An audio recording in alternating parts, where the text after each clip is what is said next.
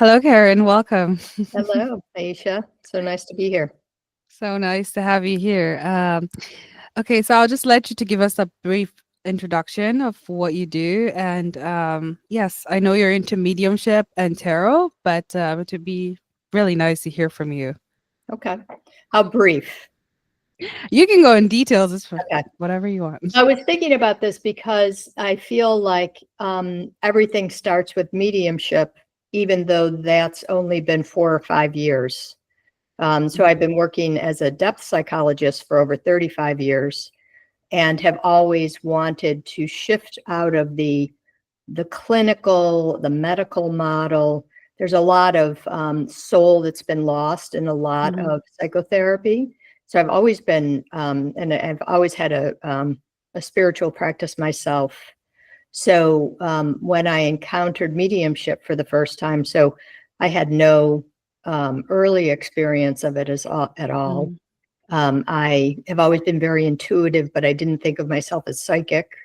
Um, and when I didn't Mhm. even, it was part of a psychic development class, and I didn't think anything of it. I just gave it a shot, and I knew that the perceptions that came to me were not anything that I had created. Even Mhm. before I got feedback, I knew that it came from a different place. And once you see that, it's to me like that is what I want my work to be, is Mhm. helping people enter that state, which is, I call my website Receptive Mind, because it's just a receptive state of mind. And Mhm. I feel that spirit communication is possible. The images of tarot, the images of dreams, Mhm. when we drop out of the kind of our habitual consciousness, the way we're always making sense of things, and drop into something that, like that, and in the sense that there's uh, always, like, we're never alone. That's Yeah. also Mhm. that. So that's not so much about myself, but about kind of the inspiration of my work at this point. Oh, that's amazing. So it was a class for psychic development, things like Yeah, that? yeah. Okay. And it And, was the last mhm, exercise. Your partner sent you a photo. And in Zen, they call it beginner's mind.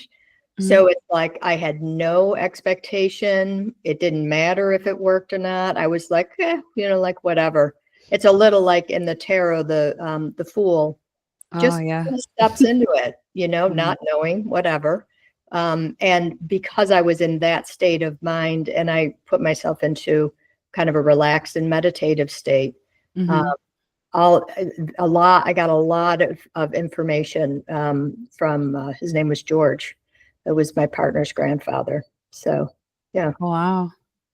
So you went into that altered state of mind, you'll say, where everything was open to you and you could receive, like, more information that wasn't, like, seen. yes, and it's a very ordinary state of mind. It's just that Mhm, we're not busy thinking and grasping.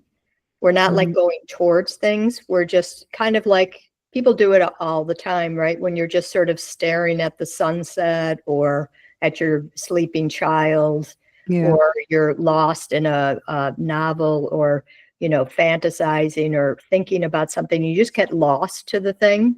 Then Mhm, we're more open to it. But like Marie says, it's like you drop into that state of mind, and then you have an intention, you have a mhm. focus. So I did have the focus as well. I'll forward a target. Yeah. That's great.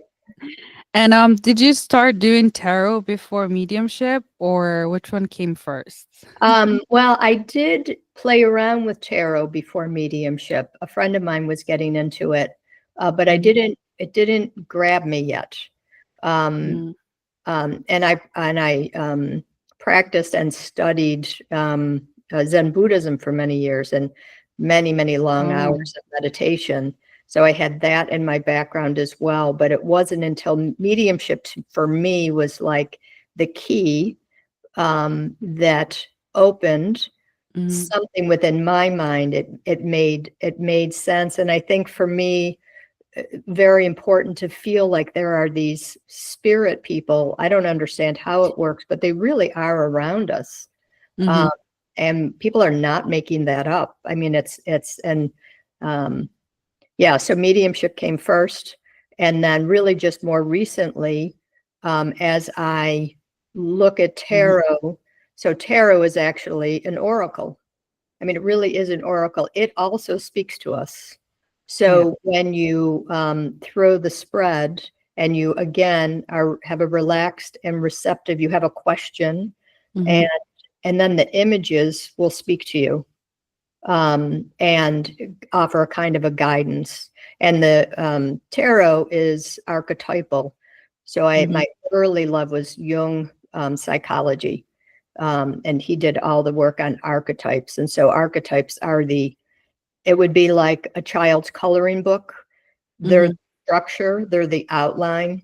There's an energetic structure that is under everything that we experience. And then Mhm. we're the ones that fill it in. Oh, Um, like the knight and the queen and the page, the yeah, pages. yeah, Yeah. and Yeah. right, the lovers and Mhm. again the fool. I Uh, never understood the star though. I mean, I I'm trying to understand tarot a bit, yeah, but it's a lot to learn. yeah. It's good to just Yeah. if you want to start. Most people say just pick a card every day, and you can do a little reading on it. Um, uh, 84 Degrees of Wisdom. Her last name is Pollock. That's a great book just to kind of get your bearings, and then you can look up each card. Mhm. There are a lot of resources out there. Mm. Jung was really a mystic in his own right. He really was quite out there, but he was also very much a man of his times. Mhm. Um, there's a lot of narrowness in him based on what his conditioning is, but brilliant. And he talked about things like the collective unconscious, Mhm. so that we have our own personal unconscious, but it's almost like a great sea that we're all a part of. And this is where the archetypes spring from. He was Is it more mhm. spiritual, I think, than Freud. Is it more like when you say collective unconsciousness, like being unconscious as a collective rather than just an individual? Like how everybody's asleep, I think, rather than awake to who they are. Yes, and there's so much that's unconscious that we just can't be awake to. Um, Mhm. uh, and so Jung was very into ancient cultures Mhm. and the symbolism that goes all the way back, the patterns. He got Mhm. into Eastern thought before, like most Westerners had ever encountered it. And again, being more mystical, it's a way. It's not a lot of psychology is where it's also symbolism. So we're using words and ideas to try to grasp what else besides this sliver of reality that we're conscious of. And Mhm. so it's just immense. It would be like the universe. Um, Mhm. but that within that, all the patterns of human beings it would be like the myths through different cultures. These Okay. are the stories that underline everything that we do, and we tend to follow those patterns. We're kind of swept into them, and we're not quite aware of it. We think it's just us. Yeah, like all those subtle like feelings, things that you have, even in mediumship, like you have all those spirits that come to you, but you're not conscious of them really. Yes. Yep. Um, but when you're quiet and still, they come to you, and you Yeah. know. Yeah. Mhm. And the archetypes you could think of as moods. When you get Mhm. caught in a mood, you might be caught in an archetype. Um, uh, so that could be anything from exuberance and happiness to resentment and jealousy. Like jealousy has a Mhm. pattern to it that's very common. So when we get caught in it, we're unconscious to it, and then we live it out. And so a lot of what Jung talked about is becoming aware of those patterns that are moving through us, and then to basically come into our own, he called it individuation. So it's really living truly in alignment with who we are in this life. Is that like dulling down the ego in a way? Yes. And Yeah. okay. I feel like everybody talks about that. It's the freedom from the ego. Yes. Yeah, the spirituality, psychology, a lot of it is to free ourselves of that. And not totally, because the ego keeps us alive. The ego is what watches out for us, but we Yeah. become so identified with it and the fear around it that we constrict our lives a lot. And that's where we need to be free. It's like it has like the ego is one archetype. It's not the main, it's not who you are. It's one archetype No. of many. Yeah. It's just something that keeps you in physical reality, really. Exactly. Exactly. Keeps us going, watches around the corner to be sure we're going to be okay. Yeah. And how does psychology really come in with mediumship? I think this also it's psychology and also my Zen practice. Going back to the idea of direct experience. So I'm almost anything that I've gotten involved with it, the ideas or the faith or belief around it. So even in Buddhism, it kind of falls away, and I'm only interested in what I can directly experience. And so in turn, I only want to really work with people so that they directly experience as well. So in my mediumship, so how do they interact? So like when I work with people in mediumship, I really like to work with people who are troubled in some way. If you're just curious about it, there's not a lot of emotional material. So the more that's on your mind, the better. I'm very comfortable with any emotion. So like complex grief, if there's some conflict from the loved one in spirit that has never been resolved, or just a missing the person. So that, so like in psychology, then bringing that in is a great energy. And then when I do mediumship, I never really wanted to be an evidential medium as it's practiced by most people. I just think we can do more than that. And what I mostly want to do is encourage the sitter to have a direct experience of their loved one. So I start with a meditation, and I encourage them to basically do what I do, to drop into that receptive state of mind and have that deep question for a particular, especially for one person in particular, but sometimes lots of people come through, so that they walk away feeling like, I know that was them and I felt their presence or I saw them. Sometimes it works where like the person, this was a person who was experiencing complicated grief about decisions he had to make about his partner on his deathbed, and it wasn't resolved. And so he asked the question, and I felt their partner in spirit come through and say, oh, thank God.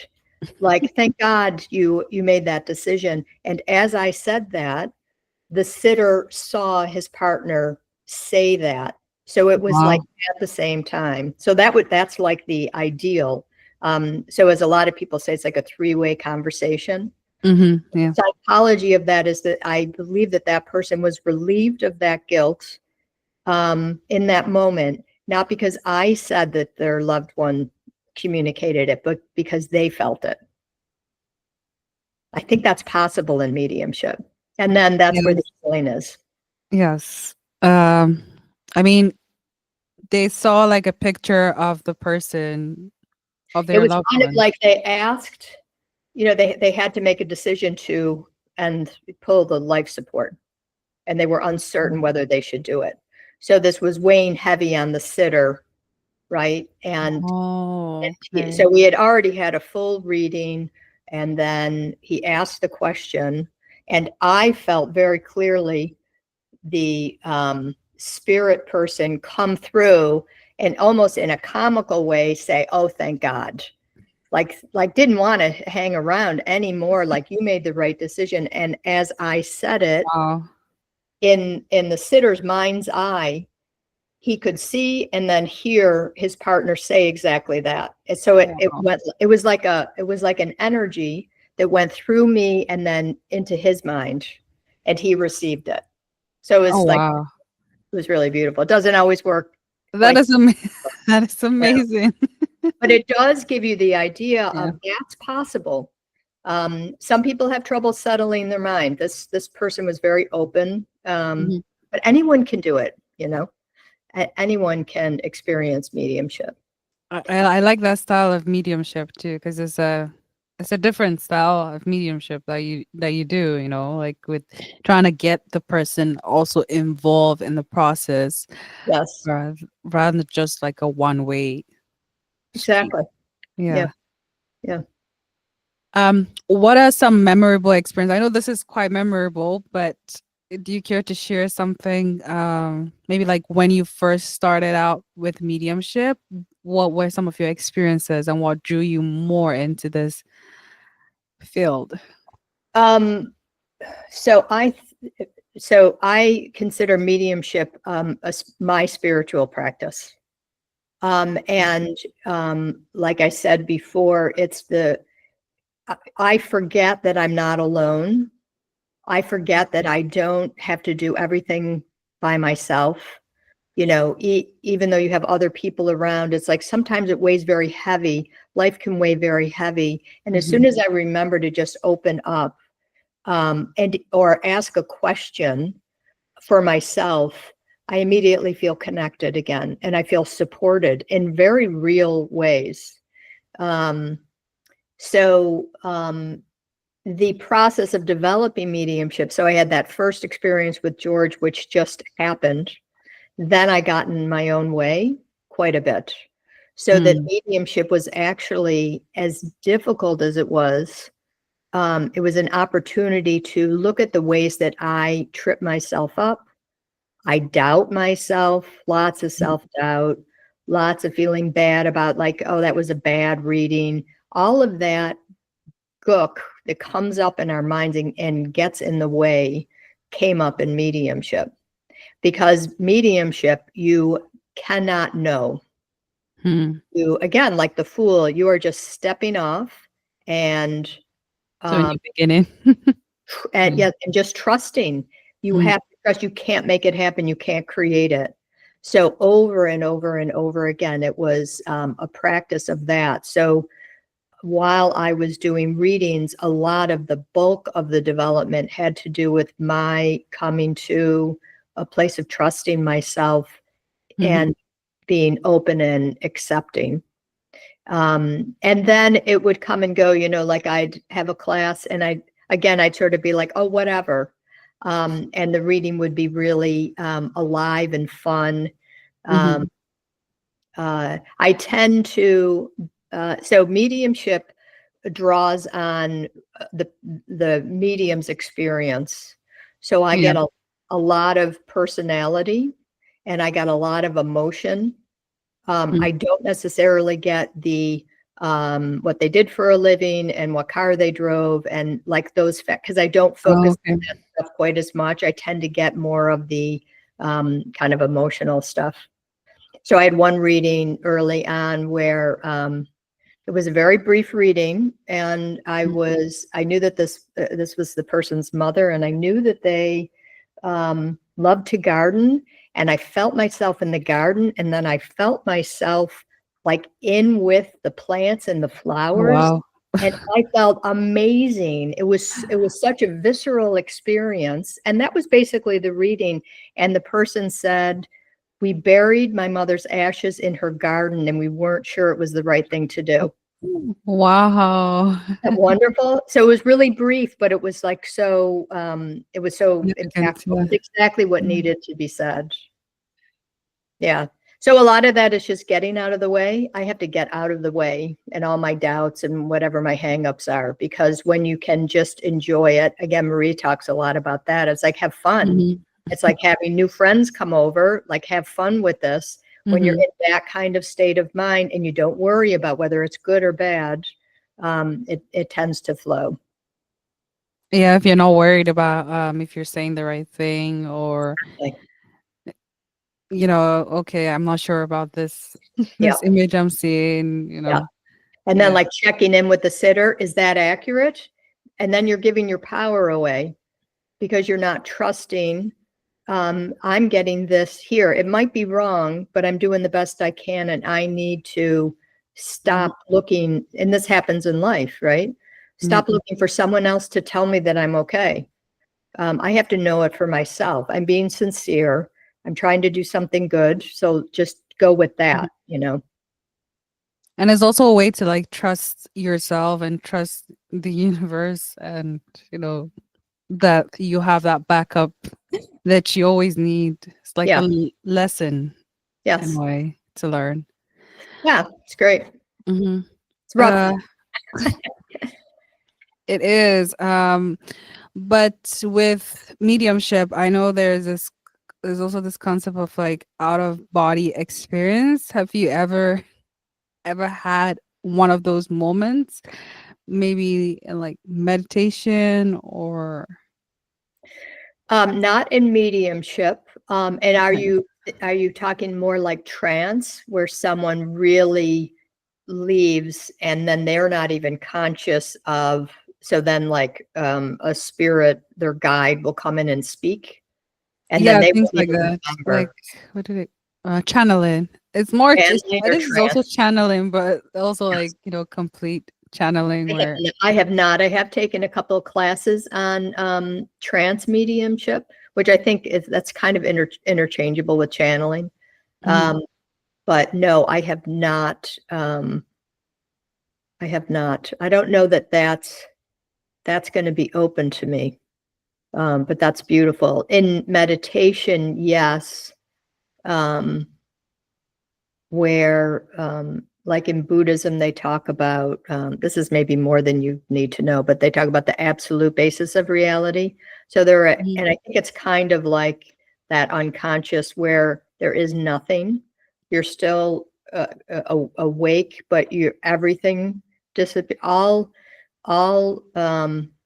duality, all everything that's in the world that we see, mhm. all of it goes away for a moment, and it's a very well, you don't even experience it. So I've had moments like that. Or they've also talked, there's a thing called samadhi, which Yeah. is a you're just kind of Is it nothingness? Like what, just is it a state of being nothing?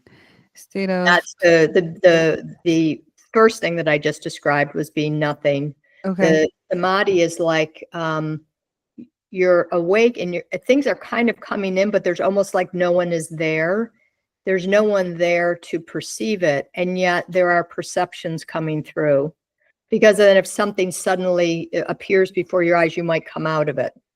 So like Oh, you're almost not there. You're not processing it. So it's kind of, that's like an egoless state. And wow. then the other is Mhm, where everything is just gone. But as they say in that, that's, I mean, samadhi is wonderful, and that takes a lot of meditation for most people, not everybody, but for most people, it takes years and years of practice. mhm, One of the things that I like about mediumship is that it's much more accessible to just about anyone. So as beautiful as those realities are, yeah. I like to work with, everyday folk, to who are living their lives and need support. Um, I know you came from like the psychology field. I know it's not really something that is mainly talked about, or is it beginning to have a space more in that field? what is Mediumship, what? Oh spirituality? no, no. So like when I told my friends that I was studying mediumship, my graduate school friends, Yeah. nobody said anything. nobody said anything and they just went on to the next thing. So like a lot Oh, of people wow. just don't talk about it. I felt fine about talking about it, but there's absolutely no curiosity. And I love these people, super open-minded, but it's almost like they don't see it. And I don't think I saw it either. Like until you see it, you don't kind of and you just kind of glide over it. There wasn't any disrespect in it. It was just sort of like they just glided over because they don't even know what to ask, kind of like that. And I think there are things like Mhm. what is it? There are phenomenological approaches to psychology that have always included the spiritual or the soulful. So there've Yeah. always been some, but mainstream is not. Mainstream is mostly like cognitive behavioral, and Yeah. how do you strengthen the ego, basically, a CBT. lot. Yeah, and there's meditation in that. There's mindfulness in that, but it's still at the service of making the ego better functioning. So you're not depressed, and you can, and it has value for sure. I It's feel just like the depression, anxiety connects all the mental struggles. If we connect more with the spiritual side, yes, there will probably be less and less of that because we're not identifying with all these things. I feel like medication kind of dulls you down rather than uphold you. Talk therapy is good, but talk therapy is not the only way forward. I mean, it's yeah, been going on for so long. I don't think yeah. it's really It worth. has even Freud talked about that it's kind of endless, Mm, and that's how I feel. So saying speaking your story is so important, and to mm, feel validated. It's a very, very necessary stop, but then it has a ceiling. And yes. then you can just get caught in the narrative and Mhm. you never escape it. And I feel like sometimes my work is like that when I'm just doing straight up psychotherapy. It's like we can do more than this. And some people will Mhm. within the therapy work that I do. But yeah, I think you're absolutely right that it's self-contained, and you have to jump to the next level in order to really make change. But again, everybody is different. Everybody is living a different life. For some people, that is enough, Yeah. or they're happy enough, and that's the life they want, and they want to focus on their children and grandchildren, and that's cool too. Like not everybody has to go the same way. Has there ever been someone that was brought to you, maybe not now, that was having some of this, experiences, and they kind of like told the person to, that's not true, or have you ever, in your practice, say something like that? I mean, before you came into spirituality and stuff, to know that, you know, what that person was experiencing was not just, cuckoo or, Yeah, yeah, yeah. I don't know that I've ever been closed to it. I may have missed something along the way, but I'm pretty. I The way I work with people is I encourage them to trust themselves and to feel empowered in their lives. So if it's their experience, I tend to go with Okay. it. I have one person who started to talk about their experience of their spirit guides, and I remember, and I was all into it, and I'm very Mhm. encouraging. But I thought if that person had raised that with another therapist, they may have been shut down because that's not typical, or they would have thought of it as some imaginary friend or something, Yeah. rather than the reality of what it was for this person. When I invite people to talk about it, lots of people have mediumistic experiences. Mhm. Um, I think that people don't talk that much about it. Often it's in a dream, and it might just be once. But I think a great many people are quite open to it who are not the clinicians and the doctors and the rest of it. Yeah, because everybody experienced mediumship in one way or the other. Maybe just doesn't know what to call it. Like I saw I saw my mom or I saw my dad in my dream that passed away a long time ago, and they tell you not to think too much about it. It's Right, just it's right. just brain activity. I always hear that all the time. Like, it's probably just like brain activity, or even if you die, you still have your brain, functioning at some level, and there's just no activity. But I don't necessarily believe that that's just brain activity. It's more than brain activity. It's it's quite personal. I guess maybe that's why it's hard to explain it to other people Yeah. sometimes. Well, and I think the culture has kind of it would be like reductionistic. It's very rational. And so we want to explain it. If we can't explain it like scientifically, then it can't possibly exist. Mm-hmm. And but that's more like a trend. That's not the way human beings have always thought. Mm-hmm. In ancient cultures, they were much more open and trusting of what came, think of like the Greek and Roman myths, the myths across every continent. There's mythology. And Mm-hmm. that was a very living, breathing experience. So I think it's just our day and age that has gotten very constricted that way. And we spend so much time in our imagination, and then people think that it's all about that they're very rational. But every time we're thinking about the past or the future, we're imagining it. So it's kind of ironic. uh, I think that we're eventually moving away from that to something better in the future, where I maybe think we're so. more accommodating of, spirituality and mediumship. I still feel like mediumship is still in a niche at the moment. It's not. It's it's growing, expanding, but it's not well It's not vast, right? mainstream. Yeah. I think people are really freaked out by that they could talk to someone who's dead. Yeah. Yeah. Yes. Yeah, it's fun when it's almost like a secret club. I went to this local store. I live in a very small town, and the woman sells crystals. And I Mhm. started to talk about mediumship, and she was all over it. And it's a very conservative Christian area.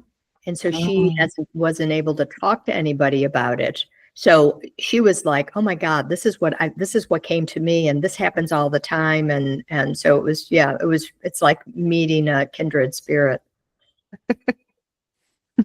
I always I've heard funny stories on this podcast about like just walking around and seeing like a ghost spirit just around and waving to them, because I feel like these souls are still here. Most of them are like, some of them are bound and not able to move on to the next phase of their of existence, and maybe some of them look around in houses or in items or in things, and we can sort of sense that the soul is still here in a way, but don't know what to call Yeah, those activities. I think that's what's been called like demonic yeah. spirits in a way.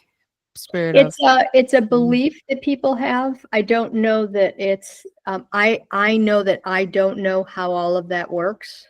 Um, Mm-hmm. so I'm not going to assume that it's, you know, I don't know what it is. There certainly is negative and, um, people who do horrific things are moved by something maybe beyond themselves. But I don't choose to think that spirits are caught in something. It feels like a Mm-hmm. human construction. We're trying to make sense of something that we can't quite make sense of. So I kind of don't go into those places unless I've had a direct experience of it. And I think some of Mm-hmm. those can be described from the archetypes. Um, that is much more of just the basic human experience of how we are in the world and the struggles that we have and how things go wrong. Things can go wrong. So tell us more about this archetype and how it relates to mediumship. I'm quite curious. Um, uh, Again, it's like when when I started to develop mediumship, it's that state of mind within myself Mhm. where I'm receptive. And so if I'm asking to connect with a loved one in spirit, I have a mind that can receive that. Not just me, anyone could. That is the human mind receiving from a spirit person. And when I read, so the dream work too, when you have a dream, like some dreams are like, that it actually happened. It Mhm. wasn't just, kind of some dreams are kind of a residue from whatever happened in the day. There are others where, like, you meet people and you're Mhm. interacting with them. It's as real as when you're waking. So uh, when you do dream work, you also go into that receptive state of mind.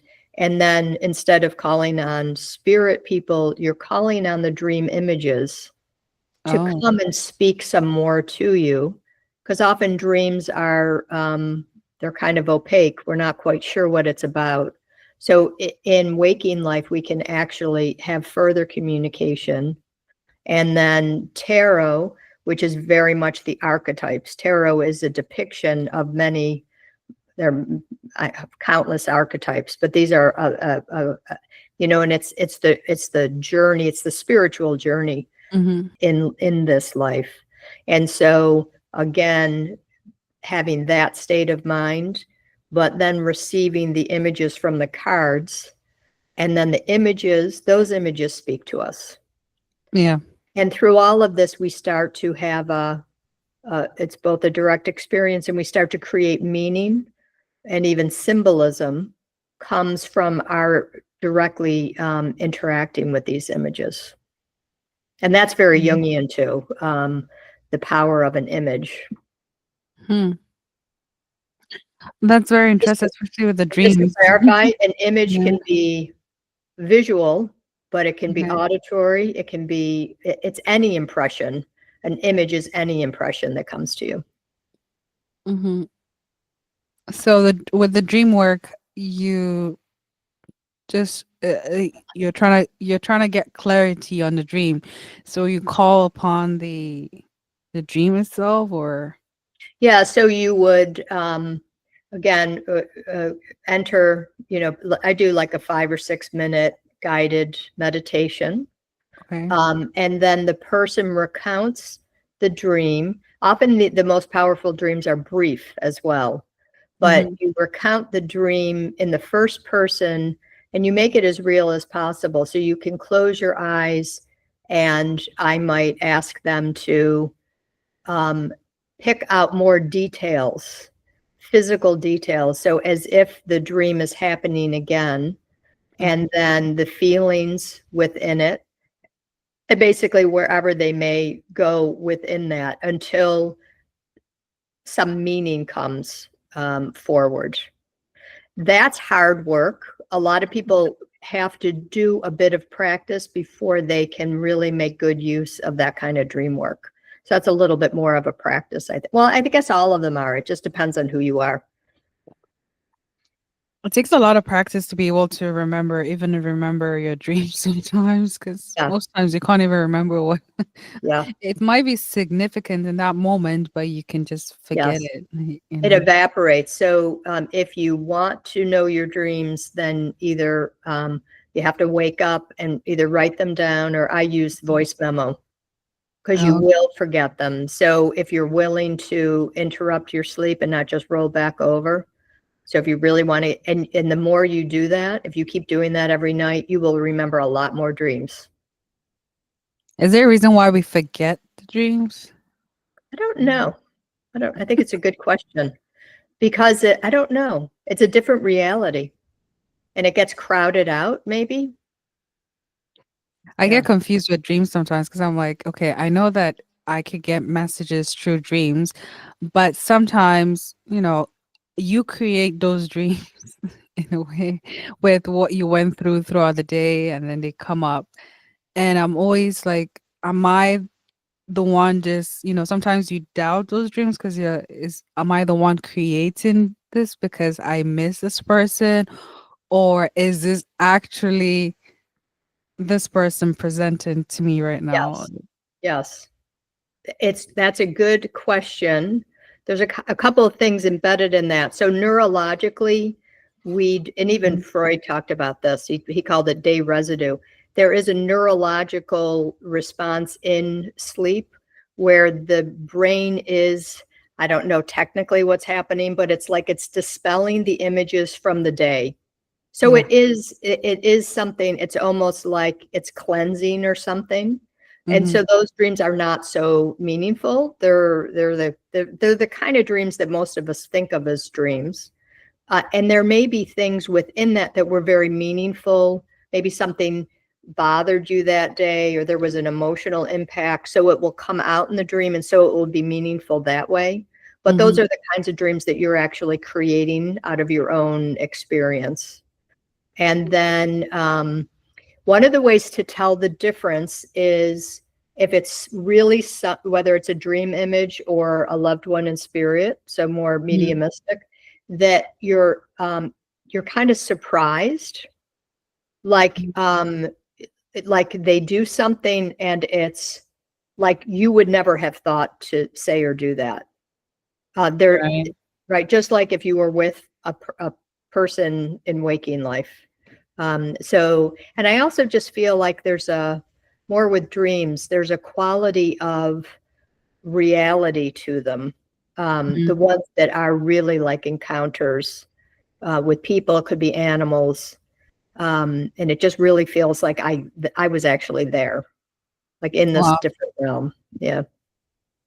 So you get immersed in the experience. Yeah. Yeah. Like who knows? Sometimes I think maybe we spend most of our time like that's really the most of whatever our existence is, and this is just this very brief flicker, Hmm. so that's actually more the default position, that we're in these different situations, whether we're with loved ones or um, the dream images. Yeah, I've heard that people with Alzheimer's or dementia might actually be in a different realm, Yeah, I've heard that um, as well.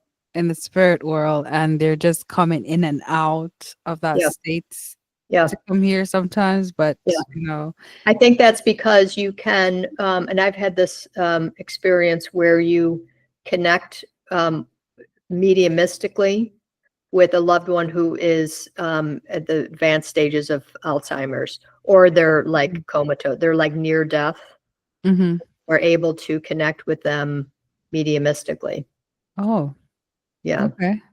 So they're still alive, and yet they are kind of, the Irish called it being it's across the veil, or it's this thin veil between this life and that life. So that, Mm-hmm. yes, I think you're right, that kind of going back and forth. Yeah, it's like they're fading. They're they're not really here, but they're here. But they're not present all the time, you know. I mean, it's the same thing as humans. Like we're not always 100% in this reality. Yes. We're always daydreaming about something or just lost in our heads or something. But that's also a form of creation in a way, all these thoughts, and because before you start something you have to create it like in your mind, so we have all those mental images of what we want to be or who we want to be, Yep. but maybe they're existing in somewhere, someplace. Yes. And I love that too. I do that a lot, even in my psychotherapy work. So that's your imagining. And so the Mhm. imagination is just huge. I think of it as a wide open sky, and anything Yeah. is possible. And when you imagine, and if you, and, again, this goes back to like Freud, where you tune into what, like, what are you kind of dreaming about? It's like a waking dream. Mhm. You're tuning into what you really want. It's almost like what your soul wants, um, Mhm. what needs to be expressed in your life. And so it's not a little thing. It's also like when you, the first thing that you really loved as a kid, like Mhm. what you wanted to be when you grew up, or what really captured your imagination and you just could spend hours doing it. Kids do that Mhm. much easier, right? Yeah. But it really does speak to, it's a kind of a knowing what's most important to us. And I Mhm. think adults forget what we really, really want and really Mhm. love. Yeah, but as you go, sometimes it just knocks you, wakes you up. Like how you found mediumship, for example. It just, it just finds a way to still come across your Yeah. path and Yeah. Pretty cool. still brings you in somehow. Yeah. Yeah. So, oh yeah, so mediumship for you, what would you say mediumship is for you? Again, to me, it is the most important spiritual practice Mm, I've encountered, and I wish it for everyone because it's kind of like there's nothing abstract about it. It's really is like we're surrounded with love, mhm, and it's in the form of people that we have known. But I think it goes beyond that as well. I mean, people talk a lot about spirit guides, and I feel like it's just this sense of not being alone, always being mhm, supported, always able to just turn your attention. People do this in prayer, right? But in my mind, it's not like a god or there's no story about it. It's just mhm. sort of an openness of your heart and mind. Um, so to me, so it's not, I think evidential mediumship is one small, not a small, it's one expression of it. Um, Okay. and that it's really just, it's an opportunity for anyone to just open up and um, just feel kind of more loved and connected. It's very connected. It's very beautiful. And it's a bit elusive, you know. I always Mm. forget. I keep forgetting that. And then I have to remind myself. It could be anything you want it to be. It's not one size fits all anyways. Yeah. And it could be used as a tool to also move forward along your journey. Okay. would So just add, any I yeah. would add one thing that it's Mm, like if I imagine the people in the spirit realm, mm, how much they want more people to be aware of this. Like I feel like they're like knocking on the door, and I do think there are more and more mediums. There's that verysoul.com, which you're probably familiar mhm. with, that is really making mediumship is available across the world. It's a really Yeah. great endeavor. Um, and so I do feel like there's also maybe a big thing is that we have to make the choice. We have free will, and we have to invite them. They won't just come knocking. Sometimes Mhm. they come through when we least expect it, but there's probably something in us that wants it. But so I do think that there's not just us wanting it, but there's also a movement from the spirit realm as well. Yeah. There's that shift of consciousness happening. So Yeah. Yep. yeah. And it was really nice having you here. It was And great to be here. Great to yeah. meet you. Do you have any last few words for the audience? Um, just that it's okay to Mhm. suspend your disbelief. You know, we're so materialistic. We're so stuck in what we Mhm. can see and what we can believe in, and that it's okay to just imagine, imagine something wonderful for yourself, for the world. I mean, I Mhm. feel like it really just opens and unleashes lots of possibility. We don't have to stay small. Yeah, we don't have to stay small.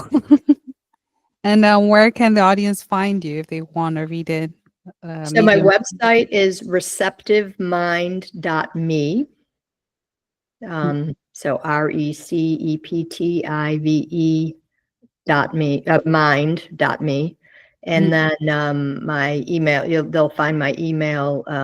My Facebook is there. I have a newsletter if people want to sign up for that. That's usually once a month. And I offer the tarot readings. The Mhm. mediumship I call attuning to spirit, because it is more about, people wanting to connect themselves or have this kind of three-way conversation. Mhm. Dream work. I continue to work as a psychologist. Um, yeah.